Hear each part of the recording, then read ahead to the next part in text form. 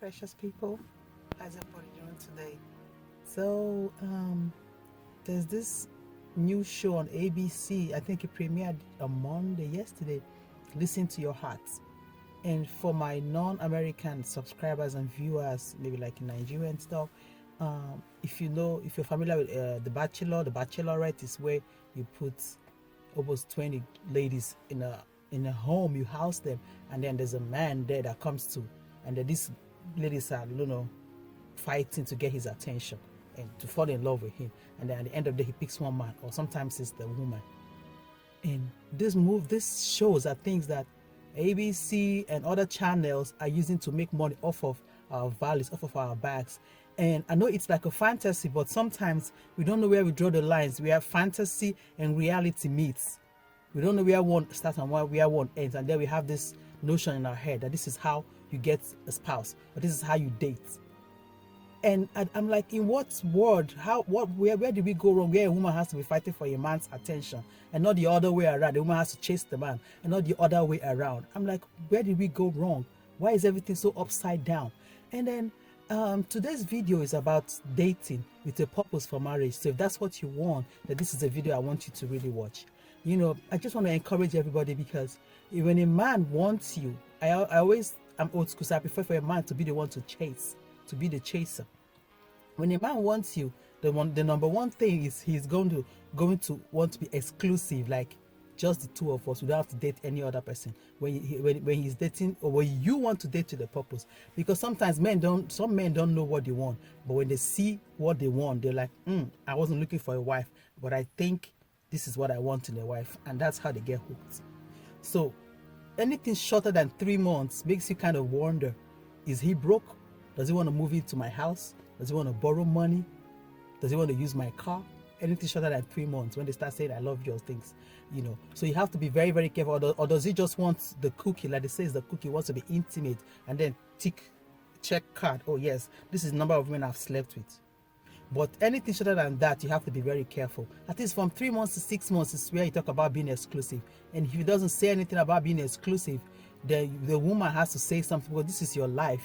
You have to know where this relationship is going. I made some videos about dating, and one of the questions you can ask. So if you take those questions you ask where you were actually going out on the date to get to know each other, and then you mirror those questions with what he's been doing in the last 3 to 6 months, and see if they align. If they don't align, then somebody's lying somewhere. That means all he's doing is talk the talk, and he's not walking the walk.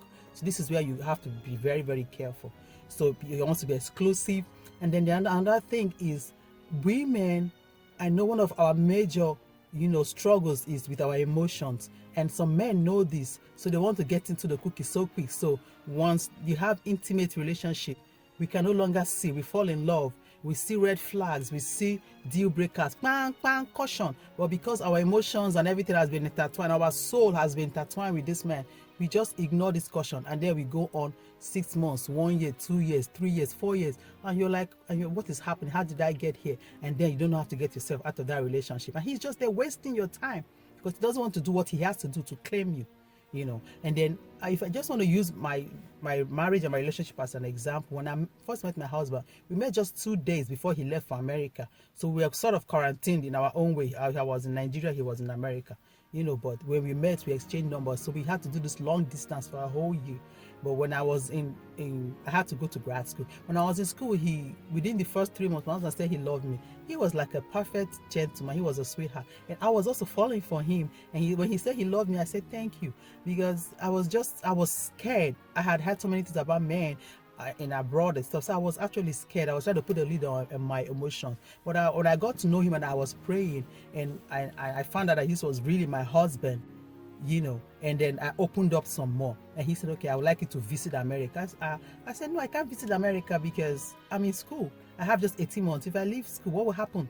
I can't leave school, and I in the back of my mind, then he didn't really know this, but in the back of my mind, I was like, if I come and see you and maybe I get pregnant or something, and this relationship, because you are not guaranteed that it will last, or it will become a marriage, I'll become a single mother, or this or that. I was like, no, I didn't want to jeopardize my chances, because I had plans for my life also.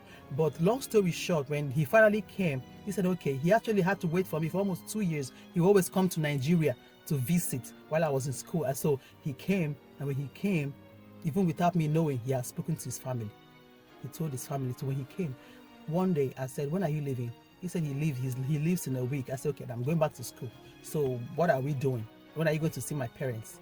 He said, oh, he laughed. He said, I've already spoken to my siblings and everybody, so they know. So what date is good? I said, okay, you pick a date. So he picked a date. 2 days later, on the 7th, he went and saw my dad. He told them this is what we're doing. So in 2 days, the whole community, almost like my elders, 20 or something elders from his family, from my family, we knelt down. It was over 100 people. And I didn't even plan that this was what we're going to do. I was just like looking my simple old me. And he was like, okay. He said, no, take some money, go make your hair look beautiful, because as it turns out, it's going to be a big occasion, And that was what happened. I had to ask him. And then even before then, his family, his cousins, everybody was like, Uzo, Precious, what are you doing? We don't want to go see him. We don't want to go see your husband. I said, did you see any ring on my finger? I'm not seeing any ring on my finger. So we love each other. He wants to marry me, but he has not really gone to see my parents. So before then, I'm not going anywhere. But I finally came to a compromise. So I said, okay, I will go cook. I will go maybe cook for him. I like to bake, so I'll bake chin, cake, and and stuff, and put in his refrigerator for his guests. And I'm like, bye, see you, and I'll go back home. Even if I stay till evening, I'll go back home. I tried as much as I can to just put the cookie in the lid, and I locked it up, because there's this notion that when you cook for a man, you clean for a man, you do everything, you give him all of you before he has even made anything tangible or put a ring on your finger. That will make him want you. It will make him want you. A man that wants you will want you. In fact, men, I know, they want to fight for love. They want to earn your love. That is the nature of men. The chase is the nature of men. I know some women, we don't want to hear it, but that is the simple truth. And it makes them know that you have a value, you have a standard. It's not about, child's play or playing games. No, this is grown-up business. This is marriage. This is something that you enter into with seriousness. It is a sacred institute. So they're like, I like this kind of lady. And a man that really wants you will not really want your body. They want to know what's in your mind. What is your dream? What makes you happy? What makes you sad? What is your vision? They want to support your goals and your vision. That's how you know you have found a man. If all he talks about is cook and cook and cook, or get into your what, then that makes you kind of wonder, do I think this is the man for me? You have to ask yourself that question, because I know it's so many women saying now that good men are no longer out there. Men are scarce. I've seen some videos say men are scarce. I said men are not scarce. Yes, good men are scarce, but sometimes we, the women, have made it so easy for them. They've made it so easy for these men to just come into our lives, and they say, if you don't give it to me, another woman will give it to me. So it's just like we, the women, are jeopardizing our own growth as women, because they think they can get it anywhere. It's anywhere. It's in your phone. They can slide in your DM. You can get it anywhere. It's on Skype. It's on Zoom. The world, technology, is destroying the institution called marriage, called dating, called courtship. So, but if you are tired of doing what you have been doing, because you keep getting the same result, why not try something else? I use my own analogy of wisdom is, when you have a GPS, you put in a different an address. That address will take you to a particular destination or location. But when you see that you keep going to a location that is wrong, what do? You go back, you wipe the information from the GPS, and you put in a new address, and it will take you to a new destination. So when we know we have always tried these things and it's not working out, what do? We have to sit back and pray to God and ask God to give us the grace, because I know it's not easy dating in this modern time. It's not easy. It's so many informations out there that is confusing. But when we sit down and we ask God to give us the wisdom and the strength and the willpower, because I know it's not easy, the willpower to stick to our rules and not let our guards down till we find the one, till we find the soulmate, till we find our king that we can become a queen to. But these are things that you have to do. Maybe get new knowledge, read books, follow people that would inspire you to be greater, so you can find your soulmate and you can have your happily ever after. You don't have to keep chasing after men. That is very, very important. So I just hope this video has touched somebody today, to know that your soulmate is out there, but we have to fight. We have to have discipline. It is very important, because if we keep giving it out just like that, within 3 months you are falling in love, he has moved in, or you have moved him, And I'm like, what is happening? And then the man is like, why do I have to buy the cow when I can milk it for free? When I can milk it for free? Because that is when they become complacent. They become complacent. They don't struggle, they don't fight. But now you know, when a man really wants you, when he says, okay, let's be exclusive, he will make plans, he will make dinner dates. Even if he has to cancel, he will pick up the phone and he will call you. And a grown man, let me tell you, should be calling you. These days, they text and text and text. There's some certain emotions that you don't get from text. I know there's an emoji and there's whatever, but when you're looking for a marriage, you want to marry, you pick up the phone and call the person. My husband and I, there, we used to talk for that 1 year. We would talk 3 hours, 4 hours when I'm at school, when he's at work, when he's running, when I'm doing this. We would talk and talk and talk. You know, it was very important. That's when I got to ask him so many questions. So who do you live with? You know, do you have a kid, or you know, things like that? What is your blood group? What is your genotype? Because you have to know all these things. So like if you're AX, you have to know. So you don't go marry an AX, and then you have sickle cell. The chance of having sickle cell is high.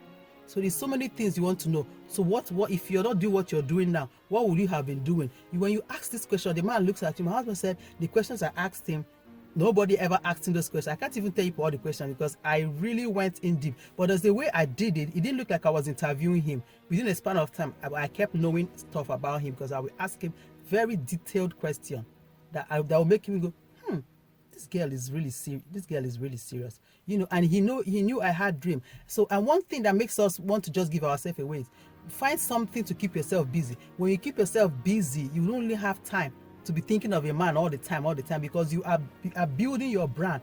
You open your blog, you know, go back to school, start a class, a cooking class, whatever. Let him see you having fun all by yourself, that he doesn't have to always include him. And he looks at you that you are different and you are bringing something to the table, to the marriage, if it happens, not just to come and take.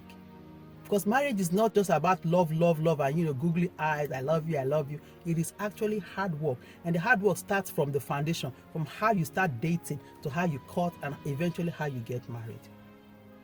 So, my precious people, I hope I have really inspired somebody today about your dating, and know that the person, for example, that you are dating right now, that has been calling you in the morning, and they will say, good morning, sunshine, and during the afternoon, oh, good afternoon, sunshine, in the evening, just thinking about you in the night, good night, moonlight. They do all these things. They call you, they send you cards, they do everything. When this quarantine dies down, now you have to mirror. It's very important to mirror what a man says and what he does. This is how you know if he says something and if he means it. It's very, very important. Mirror what they say. Watch it. Do they align? If they don't align, you don't even need to give yourself a headache. Now you know if he's playing a child's game or if he's actually serious. And then you can just, okay, thank you, next. So it doesn't, you know, stand in front of you and block you or take your peace and your joy away, that you should be investing in another relationship. Oh, I want you guys to really think. My ladies, this is for you. And for my men, if you watch this, I want you to also learn how to consider how to also treat women, because we are queens and we need a king in the kingdom. Men have to also rise up to this. We have to rise up to this. And I know that we can always, you know, get the soulmate of our dreams. I will see you guys in the next video. Thank you, my precious people. Bye for now.